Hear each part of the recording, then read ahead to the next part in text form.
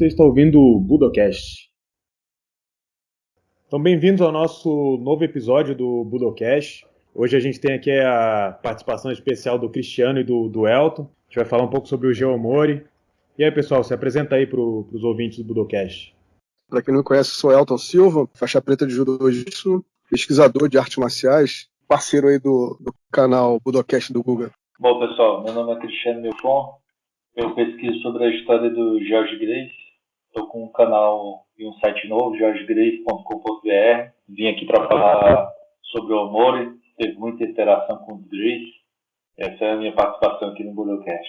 Bom, então, galera, para começar então a discussão, eu tenho aqui um recorte de 1951 do Correio Paulistano, que dá um panorama geral assim da vida do Geomori. Então eu vou ler aqui rapidinho e diz o seguinte: em 1928, apareceu em São Paulo o japonês Geomori, mestre de jiu-jitsu. Lutava em um circo de cavalinhos e desafiava toda a gente, sempre vitorioso. Em São Paulo abriu uma escola de jiu-jitsu, foi no Brás. A princípio, um sucesso. Por fim, o desinteresse. Voltou a lutar em palcos e circos. Fixou-se por uns tempos no Rio, dava instruções de jiu-jitsu, depois foi a Belo Horizonte, e em Belo Horizonte morreu envenenado. O nome de Geomori é inesquecível na história do jiu-jitsu ou judô no Brasil. E aí, galera, alguém se arrisca a dizer aí por que a história do Geomori é tão inesquecível na história do jiu-jitsu ou do judô no Brasil? Bom, assim, foi um nome marcante na vida e na história dos Grace, que é o jiu-jitsu que chegou hoje, quer queiramos, quer não. Se não fosse a persistência do Hélio, do Carlos, a gente não tinha um Brazilian Jiu-Jitsu hoje, os caras que mantiveram aquela estrutura dos anos 30, e o Geomori estava no meio deles, né?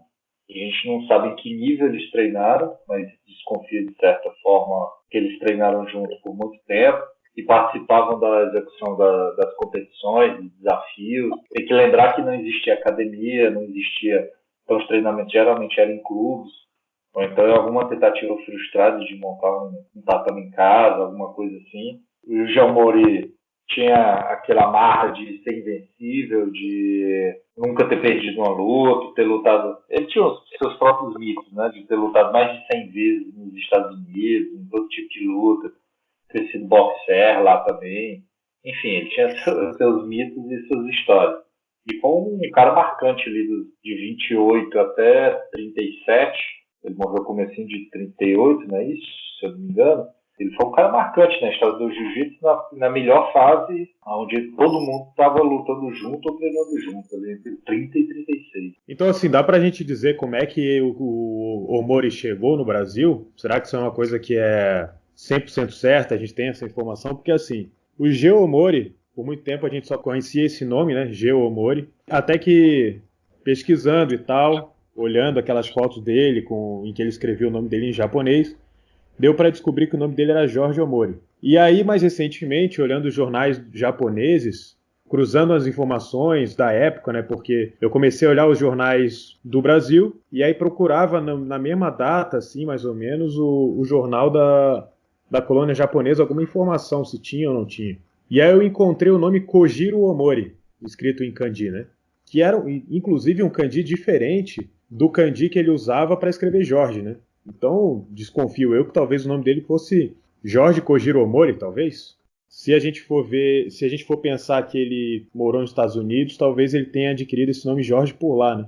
E o mais antigo que eu tenho de informação desse Kojiro Omori pelos jornais japoneses, não sei se tem alguma outra informação mais antiga, é em 1926, final de 1926, abrindo um restaurante japonês em São Paulo. E ele faz aí, em 27, tem até tem um anúncio desse restaurante no jornal. Tem uma outra história que foi contada, porque enquanto ele estava vivo, eu não sei se tem alguma matéria explorando essa chegada dele no Brasil. O que eu lembro de ter, assim, é depois que ele já tinha morrido, tipo uma retrospectiva da vida dele e tal, falando sobre como ele chegou. Tem uma outra história de umas lojas de peixe que ele montou quando chegou, não é isso? Esse lance dos peixes, eu acho que já é o lance do aquário lá em Minas Gerais. Aí já é final de 37, início de 38, quando ele morre.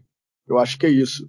Assim, existe uma matéria da morte do Jorge, onde ele fala, onde o jornalista ele fala com muita propriedade sobre o histórico do George no Brasil. Ele fala, como a matéria é de 37 ou 38, não lembro agora a data exata da morte dele, mas é logo assim que ele falece. É em 38 que ele morre. Isso. Pela conta da matéria, dá para entender que o George chegou em 25 ou 26. É o primeiro fato que era inusitado para a gente. E aí, pesquisando aqui no material que eu tenho, salvo, tem um testemunho do próprio Omori em 31, que ele fala que tinha chegado no Brasil 5 anos antes. Então casa muito com essa informação do jornalista ali que casa em 26 a chegada dele no Brasil.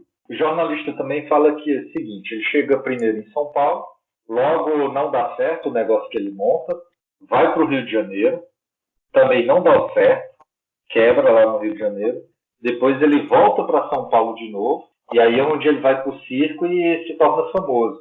Dá para perceber que ele não é famoso, e por isso a gente talvez não vai encontrar nunca material em jornal antes de 28, porque é no circo que ele ganha projeção. Todo mundo tem que lembrar que a capital do Brasil era Rio de Janeiro na época. Rio de Janeiro e São Paulo estava começando a crescer assim, em termos de metrópole. São Paulo não era uma grande potência como é hoje. Rio de Janeiro era a maior potência. Então tinha maior destaque quem estava no Rio de Janeiro. Tem que lembrar que o jiu-jitsu não estava numa boa fase ali nos anos 20. O Maeda fez um barulho grande na década de 10, né, até 19 por ali, chegando no Rio de Janeiro, aparece nos jornais, mas o Maeda era uma estrela mundial. Depois meio que você não encontra quase nada de jiu-jitsu durante a década de 20. Então, eu tenho uma teoria de que o Omori treinou junto com os Gracie, ali a partir de 26, juntando esses dois testemunhos, do jornalista e a própria entrevista do Omori, dá para entender que ele chegou em 26, então é provável que eles treinaram juntos. E depois o Omori volta para São Paulo e vai para o circo. Quando o Carlos vai para Minas, ele passa um tempo lá, dando aula para a polícia, mas também logo não dá certo e ele tenta São Paulo. Minas era menor, tenta São Paulo. Quando ele chega em São Paulo, ele procura o Omori, não direto no circo, ele procura para o Omori ajudar nas exibições, para ele tentar se vender para a guarda paulistana, Polícia Civil, alguma coisa assim de São Paulo, que também parece que não dá muito certo, aí é então que eles vão para o circo, já finalzinho de 29, se eu não me engano, a partir do mês 8 ou 9 de 29. Tanto que a primeira luta do George no circo ainda é no começo de 30. Então, esse é mais ou menos o que dá para a gente fazer de recorte ali das matérias e entender a trajetória do Omori até 1930. Eu até encontrei um recorte de jornal falando que ele chegou que ele montou uma academia de jiu-jitsu em 1925. Mas isso foi depois. Essas matérias, muitas delas vieram depois que ele já tinha morrido, né? Então é um pouco difícil de saber até que ponto elas estão 100% corretas, né? Que era depois que ele já não estava mais lá para dar informação. É por isso que eles devem ter errado assim, no máximo em um ano. Mas se você pega essa entrevista do Omori de 31 no Jornal do Rio, ele ainda nem estava com a academia, ele estava tentando se fixar, porque o Carlos convida para ele ir para o Rio, né? Entrar no circuito de luta, e ele dá uma entrevista para o jornal. E fala que fazia 5 anos que ele tinha chegado. Então dá pra gente cravar 26, como o próprio testemunho dele. Pois é, o que eu não sei se dá pra cravar exatamente é se ele tinha uma academia antes dele montar aquela academia no frontão do Brás, né? Porque se a gente, até pelo que tu tinha falado aí, né, Cristiano, dele ter treinado com o Carlos antes, que ano seria isso que você imagina? Então, eu imagino que ele chegando no Rio de Janeiro e os Gracie já estavam lá, né, que em 25 eles já estão no Rio, eles deviam ter algum curso de defesa pessoal, até o Carlos fala que tinha um curso bem modesto na capital, antes de ir para Minas Gerais. Então é muito provável que os Gracie ou tenham procurado ele, que era bem comum para o Carlos nessa época, até porque ele procurou o Omori depois em São Paulo. Aí resta a dúvida saber se eles treinaram junto na academia que os Gracie tinham, ou se o Omori montou alguma academia lá. É muito provável, pela trajetória e esses fatos, que eles tenham tido algum contato por lá. Eu não tenho certeza. Eu acho que, porque até por essa matéria da história do comércio de peixes e até por essa questão de que se a matéria do jornal japonês for sobre ele de fato, A matéria do restaurante de peixe, lá no final da vida dele, dizia que quando ele chegou no Brasil, porque dizia que ele tinha vindo dos Estados Unidos, né? Que quando ele chegou no Brasil, a ideia dele era usar o dinheiro que ele tinha ganhado em lutas nos Estados Unidos para, no Brasil, ter um outro tipo de vida, montar um negócio, fazer uma outra coisa. E que ele teria sido forçado a voltar às lutas porque os negócios dele não davam certo. Então, em 28, ele teria voltado ao circuito de lutas, porque os negócios o comércio, o restaurante, o que quer que seja dele, não teria dado certo. E se a gente for pegar pelo livro, por exemplo, da Reila, né, o relato que ela faz lá sobre o Carlos saindo de Minas para ir para o Rio de Janeiro, e aí ele faz a luta com o Mori. E aí a gente pega o relato do Mori sobre como se deu essa luta, que o Carlos foi com o pai dele na casa do Mori, implorando para dar uma ajuda, fazer uma luta com o Carlos e tal. Me parece, até pelo relato do próprio Mori, que eles não se conheciam até ali. Isso teria acontecido, dentro do meu ponto de vista, só em 29. O que tu acha, Elton? Eu concordo com você. O Cristiano ele surgiu com essa tese, é interessante, mas, ao meu ver, ela não se sustenta justamente por isso, né? Parece que ele realmente só vem a se conhecer ali em 1929. Essa academia de 1925, pois a gente tem aí fortes indícios que ela realmente existiu. Temos alguns testemunhos aí que nos levam a crer que essa academia ela deve ter existido ali entre 23 a 1926, 27, né? Que o Carlos, ele, na verdade, eles já estariam ali juntos muito antes da academia da Abrantes. Tem alguns relatos ali que fazem uma correlação dessa academia. Então, essa academia ela deve ter existido de 1923 a 1927. Dentro desse período, tá? É um período assim que a gente pega algumas datas e faz uma triangulação de informações e chega mais assim a essas datas. Eu acredito que essa academia, se existiu, ela existiu ali na Associação Atlética do Banco do Brasil, onde o Carlos lá, né, teria ligações lá por causa do Santa Maria, ou no Clube da Light, né? O Carlos também foi funcionário do Clube da Light. O Clube da Light ele tinha um espaço. Esse espaço ele era reservado justamente para esportes, né? Então, o pessoal praticava boxe, praticava luta greco-romana, entre outros esportes. Então, se essa academia existiu, existiu dentro dessas localidades e dentro desse período de tempo. Mas eu acredito que o Omori ele realmente tenha chegado, se fixado no final de 25, início de 26. E ele só vem para o Rio mesmo, né, em 31. Ele acaba vindo para o Rio de Janeiro, não só ele, né, vem uma leva de lutadores, né, vem o Roman, vem o Dudu, entre outros conterrâneos lá do Omori, né. Mas a teoria do Cristiano é boa, cara. Só que, ao meu ver, assim, tanto ela não se sustenta, né, por falta de evidências, né. Eu acho que um japonês do perfil do Omori montando uma academia no Rio de Janeiro teria, cara, alguma repercussão. Você tem passagens de outros japoneses aí que não tiveram tanta importância quanto o Omori, mas foi documentada, né. Então, para mim, ele começou em São Paulo, aquecendo aí o circuito de lutas, e posteriormente ele vem para o Rio. Por que eu sustento essa hipótese? O Omori, ele dá uma entrevista a partir de 31 aqui, dizendo que o Carlos procurou, junto com o pai dele, para fazer os espetáculos no circo. Só que os jornais já demonstram que o Carlos estava tentando fazer antes do circo, já estava com a ajuda do Omori tentando fazer exibição para a polícia. Então tem um certo hiato do próprio testemunho deles, de quem procurou quem, como foi essa procura. Tem que ver que a gente não sabe como era o relacionamento entre eles. De qualquer forma, eles nunca brigaram, eles trocavam farpas pelos jornais, mas nunca brigaram como os Gracie brigaram com muita gente, inclusive com o Rufino, que chegaram a ser preso e tudo. Então, a gente não tem certeza como era o relacionamento deles fora. Eu acreditava que o Omori tinha montado a academia e os Gracie tinham ficado com a academia dele. Mas agora, eu acredito que os Gracie tinham essa academia, e aí eu prefiro seguir com o próprio relato deles, que dizem que foi em 25 que eles montaram, tanto que no brasão do Hélio tinha desde 1925, né, essa informação, então eu acredito que eles montaram em 25, e em algum momento ali em 26, quando o Omori chegou no Rio, ele deve ter treinado com os Greys e não ter montado a academia. Até pouco tempo atrás eu acreditava que ele tinha montado uma academia. Por que eu acredito nesse jornalista? Porque ele dá até o endereço de onde era a academia do Omori, lá no, academia não, aonde o Omori tinha a loja lá no Rio de Janeiro. É muito precisa a informação para o cara ter se confundido. Esse jornalista, ele fala que o Omori chega em São Paulo, vai para o Rio, volta para São Paulo e só depois ele retorna para o Rio em 31. E aí, quando você triangula com essas informações, que os Greys tinham uma academia em 25, em 27 para 28 o Carlos vai para Minas, ele volta para São Paulo, o Carlos volta para o Rio, porque não dá certo em Minas, e aí ele tenta São Paulo, mas ele não tenta direto no circo, ele vai direto na guarda, para fazer a mesma coisa que ele fazia em Minas.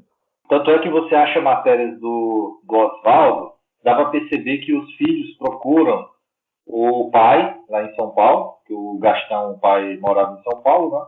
E aí vai Oswaldo, Jorge e Carlos, pelo menos. O Jorge acompanhando o Carlos, aonde ia, e o Gastão, filho, ele tenta um emprego público. Tem alguns jornais que ele fala que conquistou um cargo público lá em São Paulo, já nessa época. Então você vê que eles chegam e há um hiato aí entre o testemunho do Omori, quando o Omori fala, ele fala que o Carlos e o pai dele já procuraram ele no circo, para os espetáculos no circo. Só que o Carlos chegou um pouco antes e já procurou, o Omori já estava ajudando nesses desafios. Então, quando a gente tenta triangular essas informações e tentar preencher esses espaços, dá para perceber, e aí é muito óbvio para mim, de que eles tinham um certo relacionamento.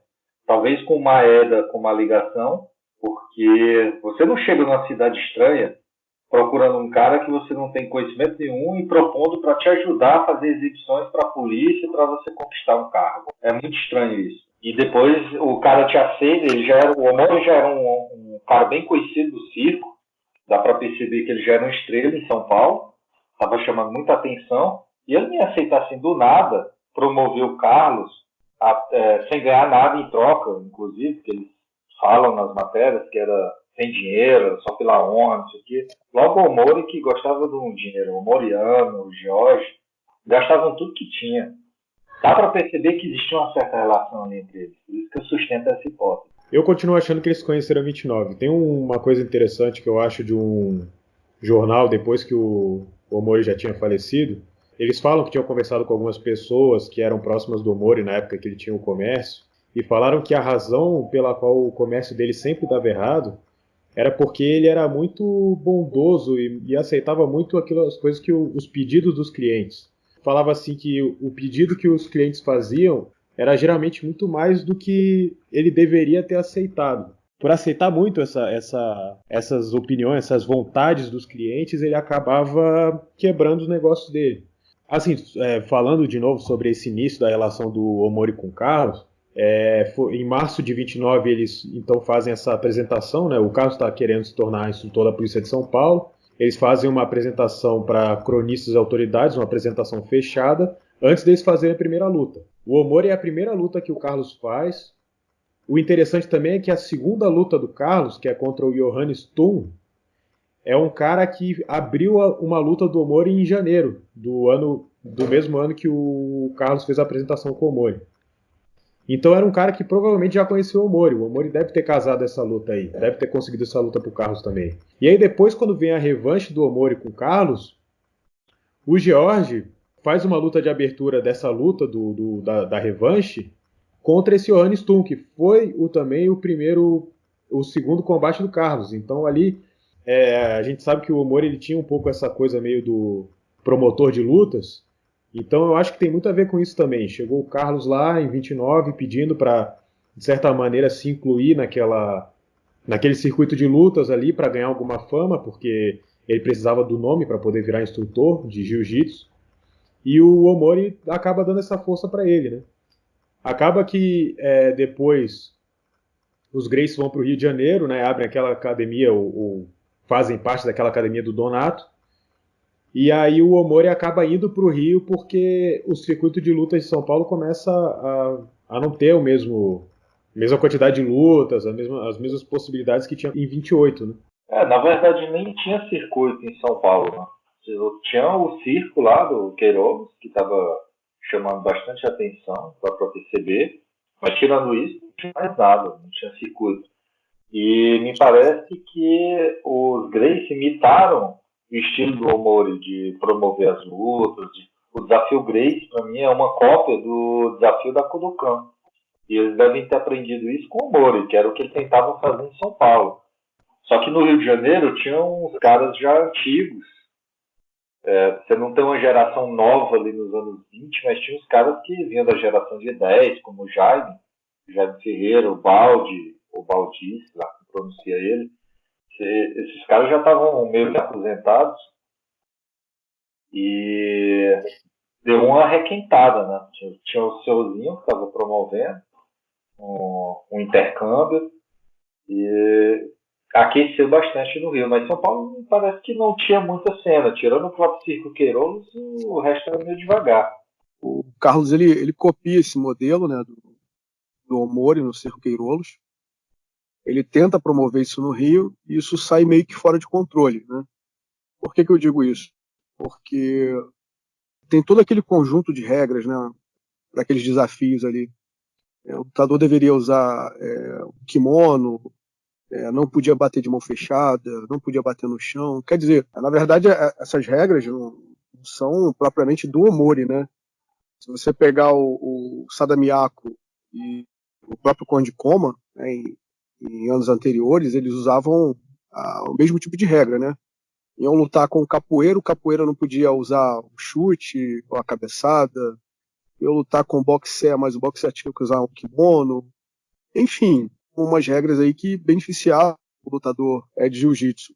E quando o Carlos ele faz essa promoção com o Jaime Ferreira, naquele desafio em 1931 no Botafogo contra os capoeiras, isso gerou, né, uma revolta muito grande entre o meio esportivo, né, porque eles meio que achavam uma injustiça, mas enfim, né, os caras aceitaram lutar assim. E começou a pipocar desafio para tudo quanto é lá, né, porque eles achavam que era um desafio desleal, então eles queriam lutar com os Gracies de qualquer maneira, com regras ali que não seriam, né, aquele tipo de regras. E o Carlos, ele, além dele não estar preparado para isso, né, ele não esperava por isso. O Hélio era muito novo, o Hélio ele estava se criando na luta. O George não tinha tanta experiência, né? Acho que segunda, terceira luta do George. E o que pede ajuda, né, ao Omori. Por isso que em 31 ali vem pro Rio de Janeiro e traz com ele depois alguns lutadores. Então no começo ali se junta com o Carlos, eles começam a promover lutas juntos. Depois, eu acho que por motivos financeiros, né, eles acabam se separando e o Omori continua promovendo luta, né, continua promovendo eventos. Então eu acho que essa influência aí sobre o Carlos, ela vem do Omori, mas já era uma prática assim de outros japoneses, né? Você pegar os relatos de outras lutas, é basicamente a mesma coisa, né? Você veste o seu adversário de kimono, tem aquelas regras lá no Atlético Jiu-Jitsu, né, de 1904, 5. 1904, 5 é a versão brasileira. Então as pessoas se baseavam muito naquilo ali para fazer esses confrontos mistos, né, desde lá no início do século XX. Bom, aí o Omori chega no Rio de Janeiro. E como é que segue a partir daí? Quanto tempo ele fica no Rio de Janeiro? Como é que são as lutas dele? Ele chega em 31, né, ele faz ali uma apresentação rápida nos jornais. Ele já é levado para a Marinha de Guerra ali do Rio de Janeiro, né, para o Clube Naval, por um ex-aluno do Conde Koma. Ele não é contratado, né? Ele vai dar algumas aulas lá na Marinha em 32, começa a fazer algumas lutas, né? Chega primeiro, na verdade, ele se junta logo com os Gracies, né, e fica pouco tempo, ele chega a responder algumas coisas ali, como se estivesse de frente mesmo da academia. Aí depois ele vai dar aula na Rua da Assembleia, em 32, tinha um boxer muito famoso, ele monta uma academia ali, logo no centro ali, Rua da Assembleia, dá aula ali o senhorzinho, os lutadores famosos, até que ele se junta com o Iano, né? Aí depois que ele se junta com o Iano, eles começam a dar aula em tudo quanto é lugar. O Omori, cara, ele deixou uma legião de alunos, né? A maioria não seguiu carreira, porque tinham, né, suas próprias profissões, e realmente não eram lutadores. Mas o Omori, ele chega em 32, ele dá aula no Clube Naval, depois ele vai para o Flamengo, né?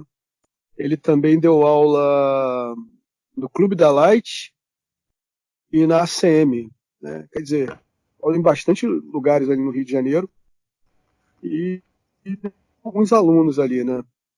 Ele chegou a dar aula pro França, vamos dizer assim, mais famoso do Omori foi o França, e tinha um outro aluno dele também que é bem pouco falado, né?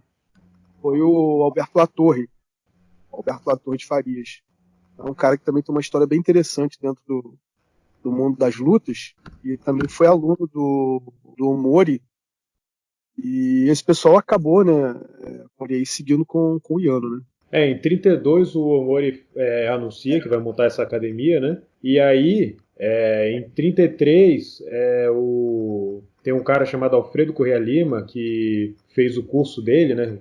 Diz que se formou no curso do Omori e foi dar aula na Light, no Rio de Janeiro. E aí o Omori passa por todos esses lugares que você falou, Elton. E aí em 35 ele acaba indo dar aula na Light junto com o Alfredo Correa Lima. Então meio que foi assim, ele introduziu esse cara no Jiu-Jitsu e depois esse cara acabou levando ele a dar aula na Light, né, em 35. O Omori chega em 31 no Rio, ele tenta se fixar, ele chega a voltar para São Paulo acho que umas 2 vezes ainda, porque não conseguia se fixar, mas aí ele logo monta uma academia em 31. Ele fica indo e voltando para São Paulo e fica frequentando a Academia Gracie. Você vê que, por algum motivo financeiro, algum desacordo em montagem de competição, ele se separa, final de 31, se eu não me engano, ele se separa do Carlos, dos Gracie, e monta aquela academia no começo de 32. Dá para perceber, o Iano chega no Brasil em 32, mas vai logo para o Pará. A gente não sabe se foi influência direta do Omori, mas é muito engraçado porque quando o Iano volta do Pará, ele já se junta ali com o Omori e os dois meio que vão treinar em todo canto, né? Se o Omori não tivesse morrido no final de 37 ali, começo em 38, né, ele provavelmente ia para o Nordeste com o Iano e o Jorge. Então dá para ver, o Iano quando chega ele vira unha e carne com o Jorge. Então é muito provável que o Omori estava ali no meio também. Por mais que no jornal eles ficavam se desafiando, essa trinca ali, Iano, Jorge e Omori, eles rodaram no circuito do Rio, depois foram para o circuito de Minas. Começa já no final de 35, se eu não me engano. O Omori chega a lutar 2 vezes com o Jorge. Foi um empate em jiu-jitsu, mas depois teve um vale-tudo brutal entre os dois e depois nunca mais eles lutaram novamente. Pelo menos não tem nenhum jornal falando que eles lutaram depois. Mas aí o Omori luta de tudo. Luta boxe, luta catch com o Iano. Tanto que os jornais criticaram porque eram 2 japoneses que deveriam estar lutando jiu-jitsu, estavam lutando nas regras do catch. Ele tenta de tudo ali. E o engraçado é que em 31, nessa entrevista que eu citei, o Omori fala que já tinha 36 anos, ou seja, ele chegou no Brasil e já tinha de 30 para 31. E ele dizia que tinha se aposentado e veio para o Brasil para ganhar vida com o dinheiro, né, que tinha ganho nos Estados Unidos. Só que aí voltou para a luta e voltou com tudo. Ali, de 31 até 36, ele lutou com praticamente todo mundo. E tem que lembrar que em 32 ele ganhou do Fred Ebert, aquele cara que lutou com o Hélio, que é talvez a maior luta da carreira do Hélio. Ele ganhou fácil do Fred Ebert em 32. Porque o Jorge queria lutar com o Fred Ebert e não deu certo. E aí o Omori foi lá e ganhou. E ganhou fácil.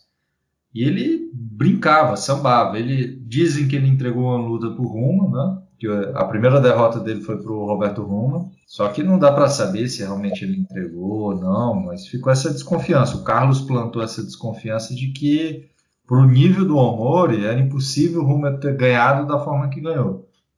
E aí ele ficou com isso até o final da vida, de que tinha entregue a luta pro Ruma. Tanto que ele lutou depois com o Ruma e ganhou fácil. Mas enfim, fica aí essas maluquices do Omori. E a gente falou bastante aqui que ele veio dos Estados Unidos para o Brasil, né? O que a gente consegue dizer sobre o passado do Omori? Ele foi um lutador de jiu-jitsu no Brasil, né?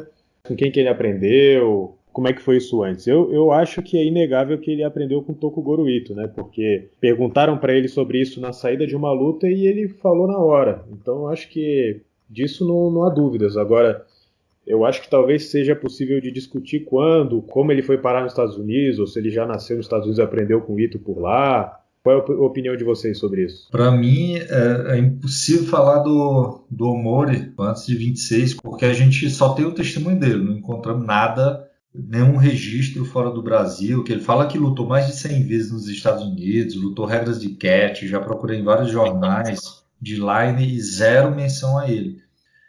Ele fala que foi aluno do Ito, é muito provável, porque ele tinha uma certa ligação com o Yano e o Maeda aqui no Brasil, e como o Ito era parceiro do Maeda, vieram juntos para as Américas, então é muito provável que realmente ele tenha sido aluno do Ito mesmo. Ele fala que foi campeão de jogos escolares em 1911 e 12 no Japão, então que ele era japonês e depois foi para os Estados Unidos. Só que a gente fica naquela dúvida se ele era um descendente japonês americano e foi para o Japão, porque nunca encontramos nada fora do Brasil de referência ao Jorge Omori. Mas assim, eu acho que dá pra gente dizer que ele certamente aprendeu numa boa escola, com um bom professor e que fez realmente essas lutas lá fora. Porque quando ele chega no Brasil, ele já é um cara mais velho e é um cara parece muito bem experimentado, um cara que quando chega já chega ganhando de todo mundo, né? Ah, sim, ele sabia luta de ringue, sabia muito jiu-jitsu, um jiu-jitsu de um nível que acima dele só o Maeda mesmo, porque ele dava de pau ali no Yano. Então, e o Yano veio de uma boa escola, vem de um background bom. Então, ele aprendeu, eu acredito muito nesse testemunho, ele falou várias vezes que o Ito foi professor dele, então eu acho muito provável pelo nível de chão que ele tinha, o nível de luta. Ele sabia catch, o catch as catch can, hoje a gente chama de catch wrestling, então ele sabia muito, entendia. Talvez o único na época, porque o Rufino ele tinha treinado na AMCA em New York, mas era um amador, né, em luta. E o Omori era profissional e sabia boxe muito bem. Então eu acredito que ele foi aluno do Ito, sim. Resta saber se ele era um americano que foi morar no Japão ou era um japonês que foi morar nos Estados Unidos. Em 28 também tem um japonês chamado Takemura, que é anunciado pelo Circo Alcebiades e que depois eles anunciam a luta como se fosse acontecer uma luta do Omori contra esse Takemura. E no anúncio da luta diz que o Takemura já venceu o Omori em Nova York. Na matéria do Circo Alcebiades, eles falam que o Takemura veio do ginásio anglo-japonês de Nova York. Então, assim, que o Omori veio dos Estados Unidos não há dúvida. Pelo menos eu acho que não há. E lá ele já praticava o judô com várias outras pessoas, né, em escolas, em vários outros lugares. Né, deve ter tido um bom intercâmbio lá entre estados e tal, porque o Tokugoro Ito não chegou a dar aulas em Nova York. E se o Omori foi para os Estados Unidos seguindo o Tokugoro Ito e ele lutou contra um cara de Nova York, talvez ele tenha feito a mesma coisa que ele fez no Brasil antes, né, de ir de lugar em lugar fazendo essas lutas e tal. Como o Ito também fazia isso, né? O Ito era em Seattle, se não me engano, que ele era a base dele, mas ele lutou, se eu não... Isso, primeiro ele chegou, quando ele chegou ele foi para Seattle e depois ele viajou um pouco com o Maeda, voltou e foi para uma academia em Los Angeles. Isso, na Califórnia, mas eu acho que ele lutou em New York também. A cena principal de luta nos Estados Unidos era em New York, era onde estava o circuito quente naquela época, na virada do século. Então é provável que talvez eles foram só para lutar lá em New York. Que o Omori veio dos Estados Unidos, isso é inegável. E eu acredito que ele voltou, ele mesmo no Brasil, ele chegou a voltar nos Estados Unidos. O Elton achou até uma entrada dele, se eu não me engano, em 27, o Elton pode confirmar aí, vindo dos Estados Unidos para São Paulo. Então é provável que ele tenha feito outras viagens de volta. Me parece que quando ele estava no Rio de Janeiro ali, antes de ir para Minas Gerais, ele também volta nos Estados Unidos para fazer alguma visita lá. O que eu acredito que a família dele talvez ainda morava lá nos Estados Unidos. Como ele fala que ele disputou esse campeonato no Japão, né, um campeonato juvenil, escolar, algo assim. Então ele foi campeão em 1913 e 14, né? Então, levando em conta esse testemunho, a gente sabe que até essa data ele está no Japão. O Ito, ele só começa a dar aula em Seattle, nos Estados Unidos, em 1907. Então ele começa praticamente ali a carreira profissional dele em 1907, em Seattle, e vai até 1911. E depois ele se muda, né, para Los Angeles, até, né, ele encontrar com Maeda e toda aquela excursão, né, pelas Américas. A impressão que a gente tem é que o Omori realmente ele veio do Japão, ainda muito pequeno, né, ainda muito novo. Ele encontra com Ito, e devido à influência do Maeda sobre o Ito, nessas viagens, né, talvez isso tenha despertado nele a vontade dele também vir para o Brasil. O Ito ele chega a ficar algum tempo no Brasil, eu não me lembro exatamente, mas não foi muito tempo, né, como os outros, né? Ele logo retorna. Então eu imagino que tenha uma ligação, né? Essa conexão entre o Ito e o Conde Koma. É interessante, o Cristiano falou aí, né, que o Yano chega em 32, não. O Yano, na verdade, ele chega em 31, né, no Rio de Janeiro, e ele vai, né, para o Amazonas e fica, né, até 33. Depois, por indicação do próprio Maeda, ele vai dar aula na Marinha. Eu encontrei uma reportagem que fala que final de 32, que o Geomori ele estava indo justamente para o Amazonas, visitar o Maeda. Só que eu não consigo mais achar, cara. Eu salvei isso no computador e acabei perdendo, né? Mas eu sei que tem essa viagem do Omori. O Omori ele vai visitar o Maeda em 32, depois disso, em 34, metade de 34, o Yano ele vem direto para a Marinha do Rio e eles têm uma ligação. Então você vê que eles estão realmente interligados, né, de alguma maneira. Eles tinham, né, algum meio de comunicação, né, entre eles, né? O próprio Maeda, né, ele tinha alguns alunos ali no Rio de Janeiro que faziam a ponte com ele, né? Tem aí um militar muito famoso que era aluno do Maeda, então eu imagino que eles mantinham algum tipo de comunicação. É até interessante, o Elton lembrou agora que o Ito começou a dar aula em 1907, mas aí o Ito volta para o Japão, se eu não me engano, em 1911, e casa com aquela data que o Mori falou, que foi campeão em 11 e 12 em jogos escolares. É bem provável, talvez, que ele tenha ido para o Japão junto com o Ito, que era o professor dele. Por isso que eu acredito que ele era americano, talvez a família morava ali em Seattle, ou na Califórnia, ou até no Havaí, e ele treinou com o Ito na infância, depois foi para o Japão. Eu não lembro quantos anos o Ito passou no Japão, porque logo ele volta para os Estados Unidos, né? 17, sei lá. E talvez ele foi com o professor e voltou com o professor, mas é só suposição porque casa com essas informações. Que a única coisa que ele fala do Japão é desses jogos que ele foi campeão em 11 e 12 e mais nada. Ou ele pode ter vindo do Japão, né, nessa data com o Ito, né? No retorno do Ito. Ele dá umas entrevistas naquele jornal, acho que é a Última Hora. Ele fala que começou a treinar no Kodokan com 5 anos de idade. Então me parece que ele teve uma infância, né, no Japão.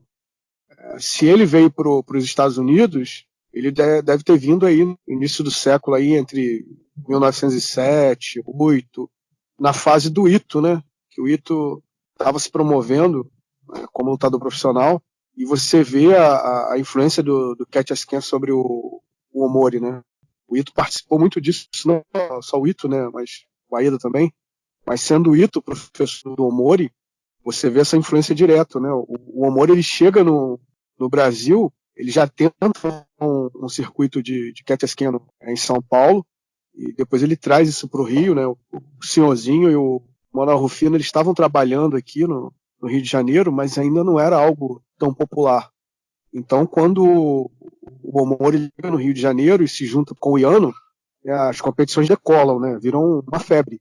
Coisa meio que vira uma loucura. Todo mundo aprendendo técnicas de CAT scan, e esse pessoal vai se misturando, né? Mas o Omori, ele nunca deixou o CAT de lado, né? Ele tinha as aulas de jiu-jitsu, onde todo mundo botava o kimono, ia treinar de kimono, mas tinha as lutas, né? O treinamento de CAT, onde o pessoal usava somente sunga, né? Lutava somente de sunga. Pouca gente sabe, né? Mas a Liga de Esporte da Marinha, quando ela contrata o Takeo Yano, é para ser técnico de jiu-jitsu e luta livre, né? Então, você vê que a luta livre está enraizada ali no Omori e no Yano, né? Então, isso é uma forte influência aí da vida dele nos Estados Unidos, né? E isso aí é repassado depois aí para muitos lutadores, né? Só vai surpreender com muita coisa que vem por aí. Assim, eu não tenho dúvida nenhuma que o Omori treinou com o Ito. Eu não sei exatamente onde foi que isso aconteceu. Nos jornais japoneses de 34 a 38, eles falam que o Omori é um terceiro dan de judô, né? Eles colocam o Omori terceiro dan. E existe jornal brasileiro que, até que eu me recorde, que fala dele como segundo dan. O Kodokan publicava, ainda publica, acredito eu, o registro de todos os faixas pretas da Kodokan. E eu tenho o registro mais ou menos dessa época, né? Até 37 eu tenho. E eu procurei o Omori por lá e não consegui encontrar nem com o nome de Kojiro Omori, nem com o nome de Jorge Omori. Pelo menos não terceiro dan e segundo dan, com certeza não. Shodan, talvez, mas assim, incerto, porque teria que conseguir a versão original, porque eu tenho o PDF só, né? Para alguém tentar identificar se o kanji seria o mesmo, porque como é muito pequeno, não dá para identificar se o kanji que tem lá de um Omori que eu encontrei como Shodan era Jorge ou não. Pode ser, como pode não ser. Eu acredito que não deve ser. Eu acho que o Omori ele não tem a faixa preta oficial da Kodokan. Eu acho que ele treinou com o Tokugoro Ito em algum momento que o Ito estava ensinando fora da Kodokan. E eu também não sei como é que era a comunicação do Omori nesse tempo todo que ele ficou no Brasil. Se era em português a todo momento, se o português que ele falava era fácil de entender, assim, porque a gente pega até, por exemplo, para citar um exemplo aqui, o Ogawa, ele só falava em japonês, né? Então a gente tinha um tradutor intermediando toda aquela história, e às vezes muitos erros que a gente tem do que está escrito é porque o tradutor traduzia uma coisa, o jornalista entendia outra, e ninguém sabia exatamente qual era. Ninguém tinha o conhecimento de como as coisas funcionavam no Japão ou não, para ter certeza daquele fato, para questionar, para perguntar mais uma vez se aquilo que o cara estava dizendo era aquilo mesmo que ele estava querendo dizer, né? Então, eu não sei se tem como cravar que ele treinou na Kodokan, mas eu acho que dá para dizer que ele treinou com o Tokugoro Ito, sim. Eu acho que ele era faixa preta do Ito, só que não oficializado na Kodokan.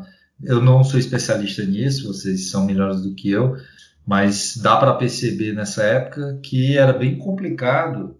Primeiro, era só a Kodokan que poderia registrar, ou seja, tinha que ir para lá, aparentemente, mas pode ser que existiam exceções, porque você vê que não tem nenhum brasileiro também nessa época que recebeu faixa preta na Kodokan, ali no final dos anos 20. Não, assim, Cristiano, não precisava necessariamente ir até o Japão, mas precisava que alguém oficialmente entregasse. Então, por exemplo, o Koizumi lá em Londres, né? O Jigoro Kano foi até Londres e deu a faixa para ele. Então ele não precisou retornar ao Japão e treinar na Kodokan, né? Se viesse alguém oficialmente e te entregasse a faixa, ele te dava o registro, né? Ele te dava o registro na Kodokan. Ele poderia vir de fora, mas tinha que ser alguém oficialmente, né? E por muito tempo a única pessoa que podia assinar a faixa era o Jigoro Kano. Então, principalmente no início dessa expansão do judô para fora do Japão, era muito difícil alguém ter uma faixa oficial, né? Por isso que eu acredito que ele era faixa preta do Ito,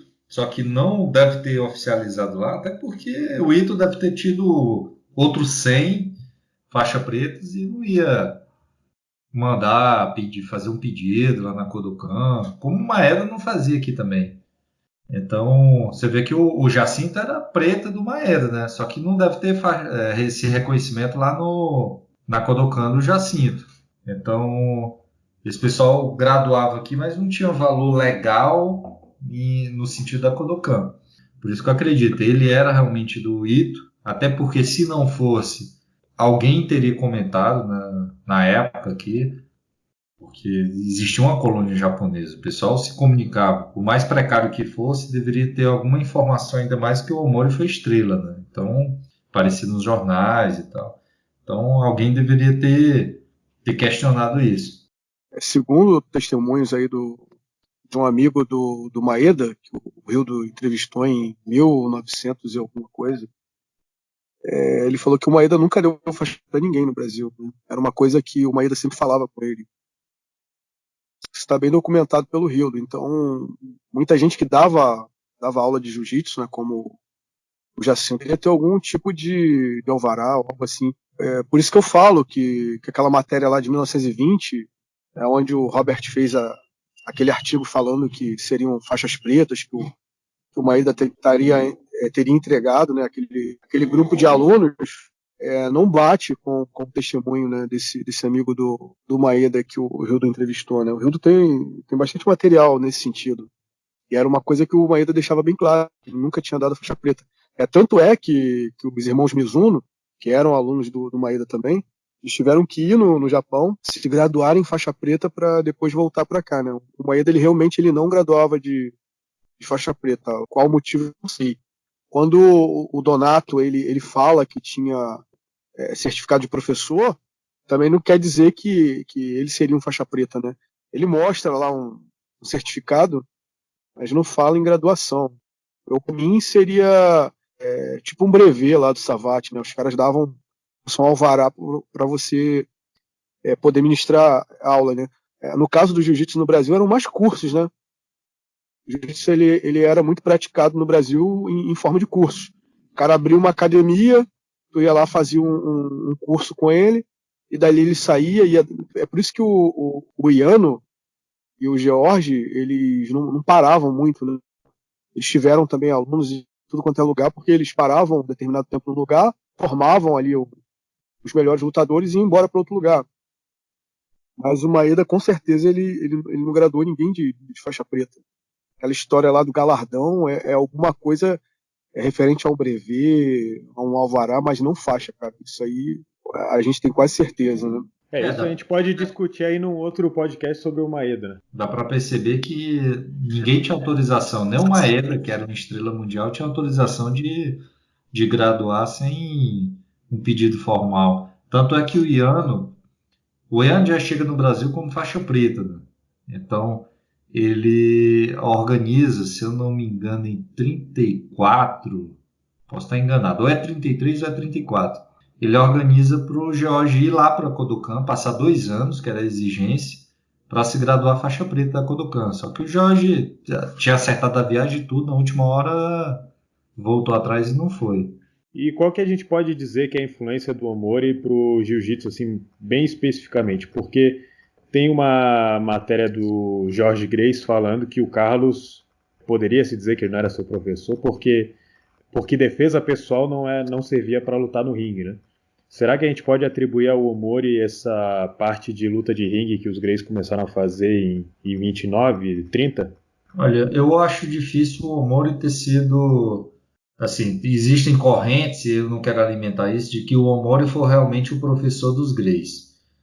O que dava a perceber é que eles tiveram influência, sim, do treino com o Omori, principalmente ali em 29, desenvolveram melhor o chão para esses desafios, até como estratégia, como modelo de desafio e tudo. Mas os Grace, eles entram em 30 e 31 ainda muito amadores. Em 31, o Jorge começa a fazer um cross-training e treinar com o pessoal de capoeira, luta livre. Luta livre tinham vários estilos aqui no Brasil, por isso que eu acredito que ele treinou ali. O Dudu chega logo depois do Omori, né, no começo de 32, em 33 chega o Iano, e o Jorge está sempre ali, treinando com todos. Para a luta com o Fred Ebert, que não chegou a correr, o Jorge monta um camp, se eu não me engano, numa chácara em Teresópolis, alguma coisa assim, mas era no interior do Rio, onde ele leva o Dudu. É muito provável que nesse camp ele tenha treinado com o Omori também. O Ian ainda não estava, mas é muito provável que o Omori preparou ele ali. Mas a luta não chegou a acontecer. Ele acaba não fazendo nenhuma luta em 32, porque ele tenta fazer sempre grandes lutas e não casa dinheiro, coisa desse tipo. E o Omori estava ali, luta com o Fred Everett antes do L e vence fácil. Então dá para perceber que Iano, George e Omori, eles estão ali no pilar do que se tornou o jiu-jitsu brasileiro. Esses três, não dá para negar a influência direta desses três caras. Professor, né, de forma indireta, eu acredito que seja, né? E realmente eles aprenderam coisa ali naquele tempo, aquele período que eles passaram em São Paulo. Então, eu acho que, principalmente o Kuká, que era o mentor, ele teve diversas influências ali, né? O Omori foi só mais uma, vamos dizer, talvez a mais importante, né? Mas não foi a única, né? Porque ali no início da década de 30, como o Cristiano falou, os gregos eles foram bombardeados ali de diversas influências, né? Não só diretamente do jiu-jitsu, né? Mas de lutadores de diversas outras modalidades, né? Você tem o próprio Dudu, né? Fazendo treinamentos ali dentro da Academia Gracie durante o tempo. Dudu realmente influenciou muito o George, e a gente sabe que o George ele influenciou muito o Hélio, né? E entre outros lutadores, né? A gente não vai ficar aqui citando porque esse assunto por outro podcast. Mas eu acredito, sim, né, na influência dele dentro da luta de ringue, né, dentro da movimentação, né, dentro do ringue, que é diferente de defesa pessoal. Eu lembrei de um fato aqui que a gente discutiu um tempo atrás. O Omori, ele dá várias entrevistas para os jornais na época, ali entre 31 e 35. Ele conta a história do jiu-jitsu, deixa bem claro que o jiu-jitsu que a gente praticava aqui era o judô, ou seja, não dá para dizer que os Gracie não sabiam que o que eles treinavam era o judô do Jigoro Kano. O estilo de jiu-jitsu era o judô, porque ele dá várias entrevistas. E o interessante é que ele fala no Sampo Toku, não sei se pronuncia assim. A gente já discutiu sobre esse cara, que era ali na década de 20 e 30 um grande campeão da Kodokan. O Omori parecia conhecer muito bem sobre ele, porque ele cita, lembrei agora desse fato, ele cita sobre esse grande campeão daquela época. Então dá para perceber que ele pode até ter inventado alguma coisa, mas pô, ele tinha uma comunicação muito grande com a história que estava acontecendo naquele momento no Japão. Que ele fala que treinou muito tempo com o Sampo Toku, que teria sido aluno do Ito em algum momento, na época que o Ito voltou para o Japão.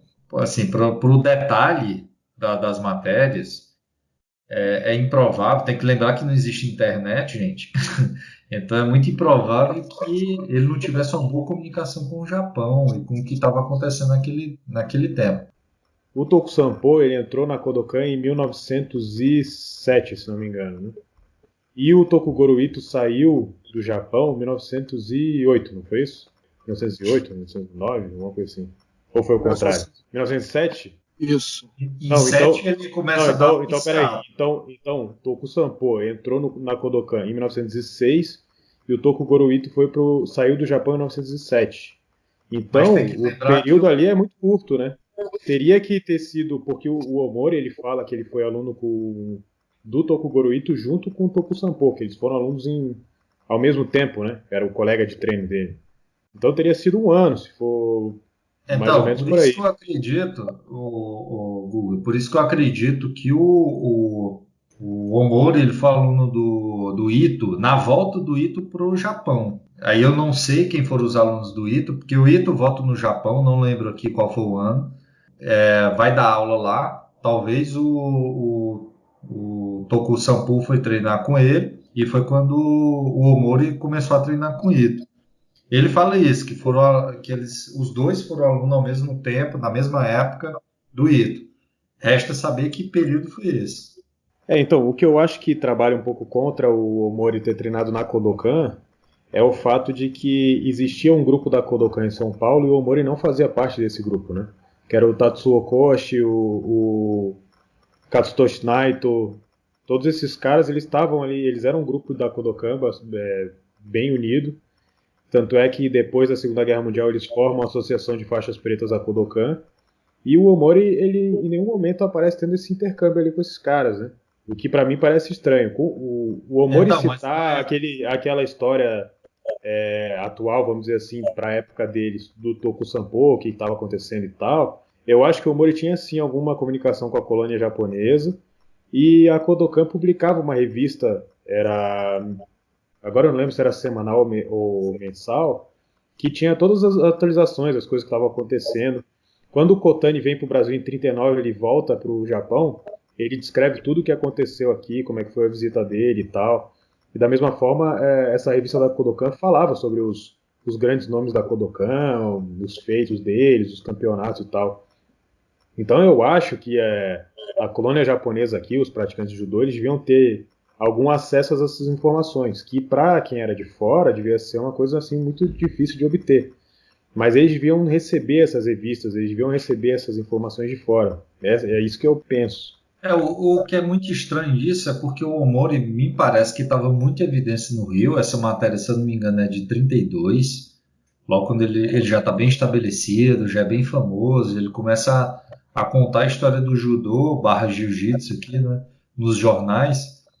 E é muito estranho porque se fosse mentira as coisas, se tivesse exagero, alguma coisa, deveria alguém ter questionado, né? Mas sei lá, vai entender também como é que chegavam essas informações na colônia japonesa. Mas ele me parece muito seguro disso, de falar que tinha sido aluno do Ito e teve um colega de treino que foi esse cara. Então, assim, é muito estranho. Ele já estava bem famoso, estava em bastante evidência no Brasil, e para ele falar essas coisas e ninguém questionar depois, dá uma certa credibilidade. Apesar de que como ele não cita datas, fica muito difícil da gente saber que período foi esse, né? Se foi na volta do Ito, porque uma coisa é certa, ele fala em 31 que tinha 36 anos, então ele nasceu em 1895, e aí a gente cruzando as datas, ele disse que foi campeão em 11 e 12, pô, e aí o Ito estava nos Estados Unidos, né? Ele não foi aluno do Ito, então, nessa época, a não ser que ele foi muito na infância, muito novo, que o Ito vai embora em 6, por aí. Eu sei que 7 ele está em Seattle, né? Então, não sei, ele teria que ter sido muito criança. Ou então na volta do Ito que ele foi aluno, que eu também não lembro qual foi o ano que o Ito voltou.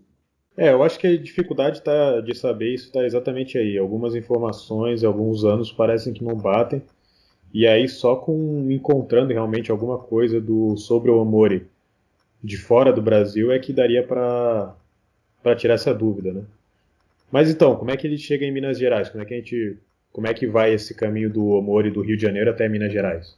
Um grande nome que foi meio que apagado da história do Jiu-Jitsu também, e é um cara que faz a cola de todos esses atletas, esses lutadores, é o mestre Luanzi, né?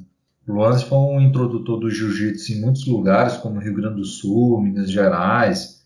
O Elton vai me confirmar aí, mas eu acho que foi ele que criou a primeira federação lá em Minas Gerais.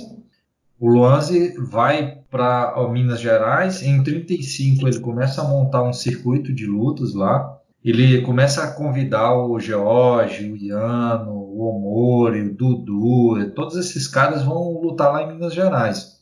Tanto é que o Luanzi monta também esse mesmo circuito no Rio Grande do Sul e depois em São Paulo, no final da década de 30. Mas aí eles vão por convite do Luanzi, tanto que o Jorge vai morar na academia do Luanzi, lá em BH. E aí o Jorge fica para lá e para cá, né? Rio de Janeiro, Minas Gerais. Mas todas as lutas do Jorge, a grande maioria, e quem quiser acompanhar as lutas, eu cataloguei a maioria que eu consegui comprovar em jornal, você vê que de 35 até 38, o Jorge praticamente só luta ali no circuito do Luanzi. Quase todas as lutas são lá em Minas Gerais. Então dá para ver a importância muito grande do Luanzi na história da luta livre esportiva, na luta do judô e do jiu-jitsu brasileiro. Eu acho que só quem não luta lá é o Hélio, porque o Hélio já se aposenta ali em 36, né? Mas o Mori vai morar lá, o Dudu vai morar lá, tanto que eles falecem em BH. O Jorge fica muito lá. Então fica Rio, BH direto. Então ele tá ali é o chamariz desses caras irem para Minas Gerais.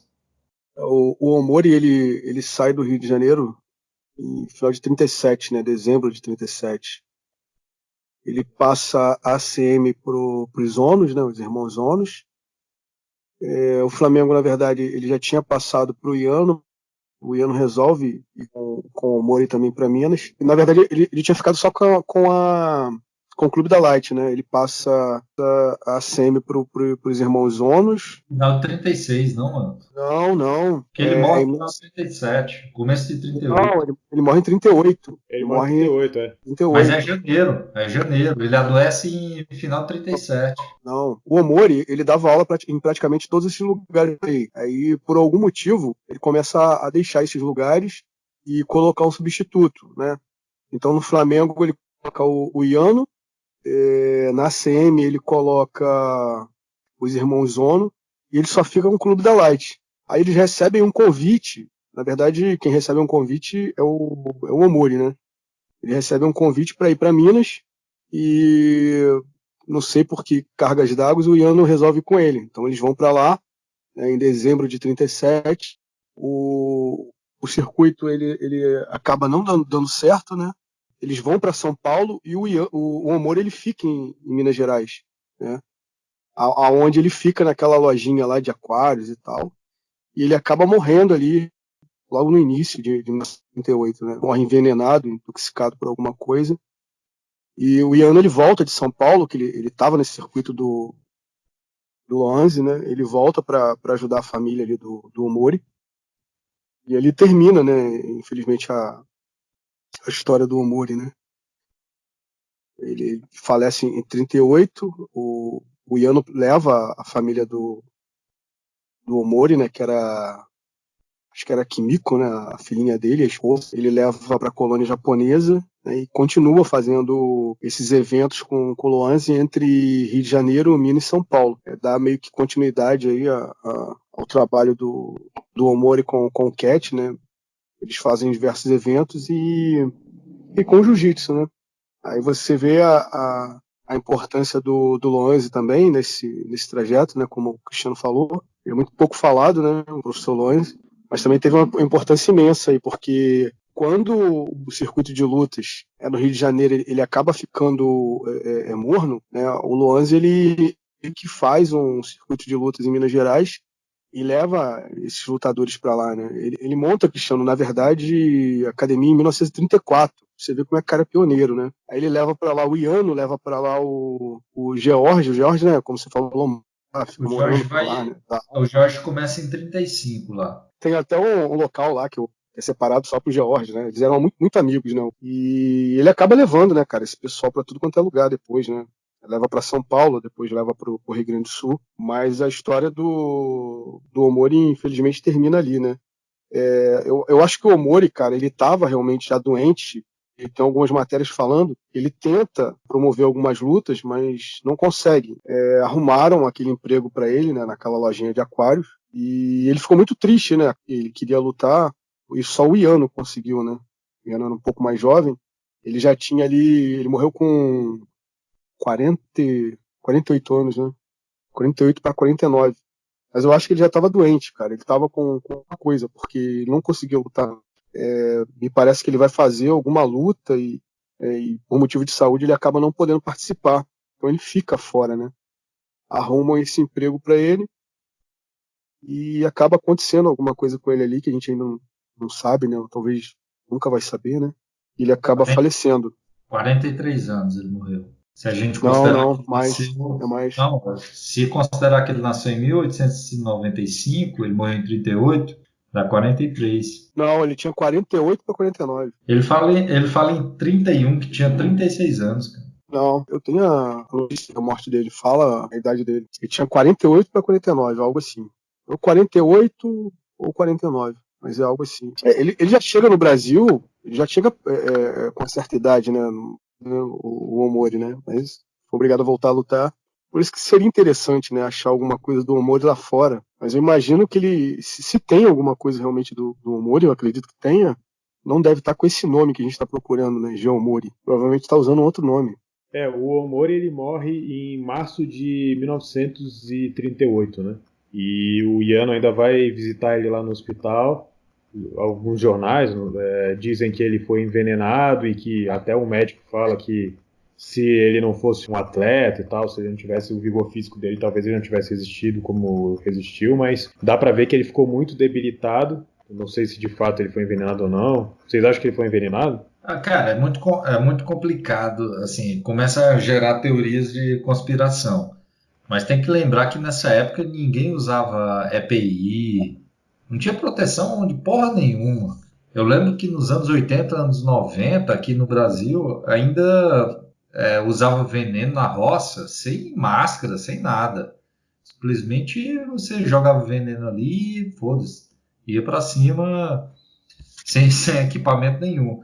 Então é muito complicado falar do final dos anos 30, num período que a gente não tem grande informação, manipulação de veneno, não só aqui no Brasil, né? No mundo inteiro ainda era algo muito, muito artesanal.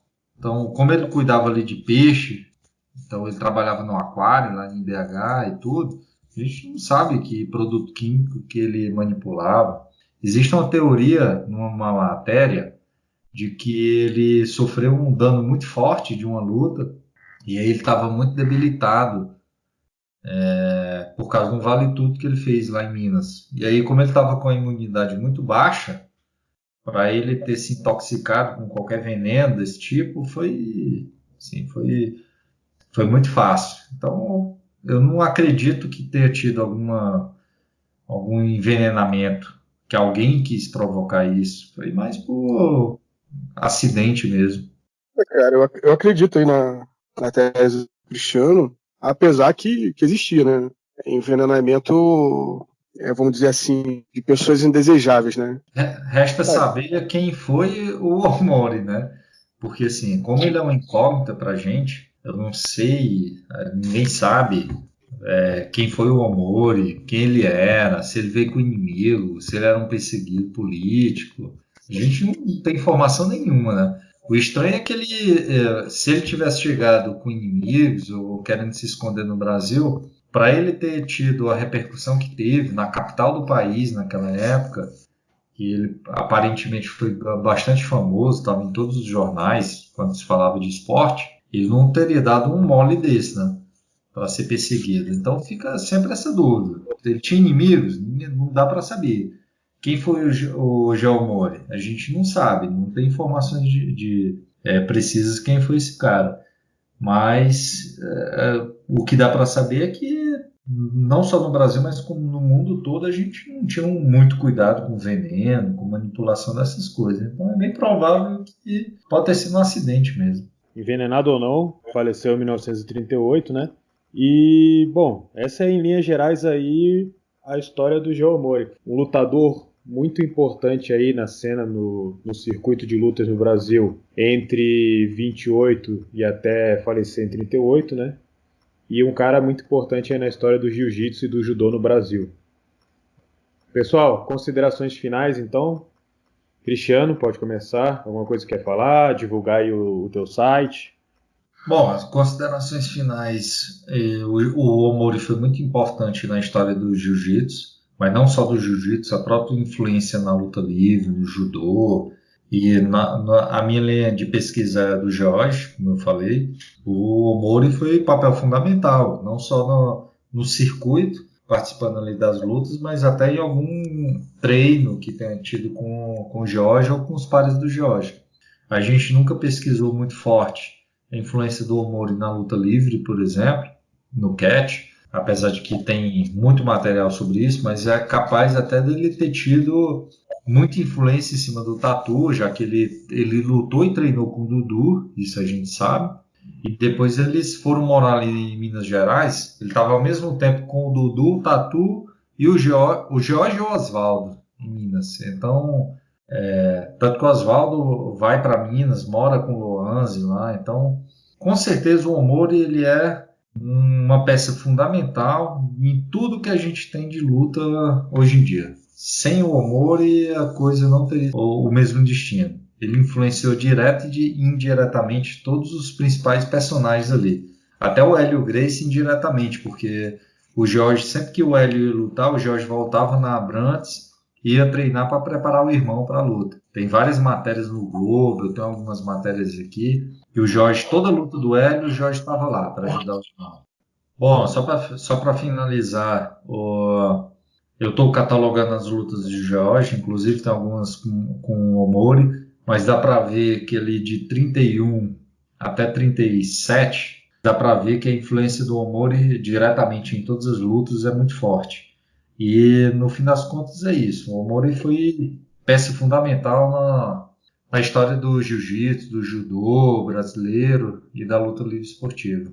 Bom, quem quiser acompanhar a história do Jorge Gracie, está aí no site jorgegracie.com.br/lutador. Tem todas as lutas que eu consegui comprovar. Tem algumas lutas que eu não acho a data específica, então deixei fora até que eu consiga comprovar, apesar de que tem testemunhos que o Jorge empatou com fulano de tal, mas não tem como não ter a data, não está aí na timeline. E aí eu vou atualizar semana a semana e gravar alguns vídeos falando sobre a história dele, o que intercala muito com a história do Omori. Boa, vai lá, Elton. O Omori ele teve um impacto muito forte, né? Não só na história do judô e do jiu-jitsu, mas também na luta livre. Acho que a maioria do pessoal da luta livre não tem consciência disso, né? Que as origens da luta livre esportiva no Brasil, elas estão intimamente ligadas ao catch, né? Ao catch as can. Sobre esses campos aí que o Cristiano estava falando, né? Você vê claramente o dedo do Omori em diversos treinamentos, né?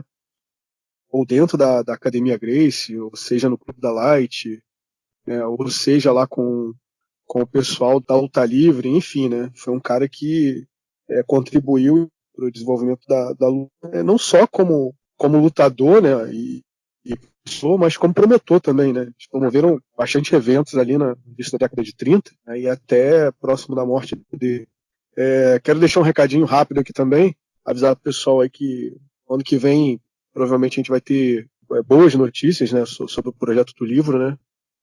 O livro que eu venho escrevendo aí com a autoria do Eduardo, com um projeto que a gente iniciou em 2013, forte influência aí, né, dos trabalhos do Cristiano, do Gustavo, enfim, né? É um trabalho que a gente começou lá atrás e acabou se convertendo, né, no livro.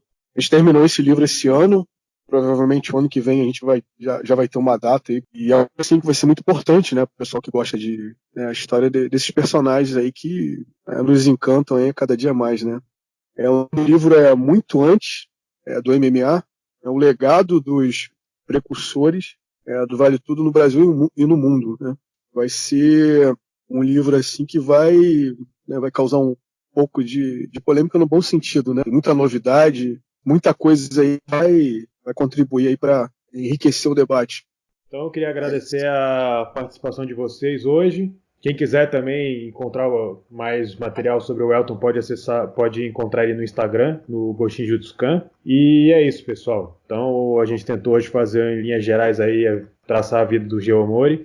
Não esqueçam de entrar no site. Quem quiser pode mandar e-mail para budocast@gmail.com, entrar no nosso Instagram. E é isso aí. Até a próxima.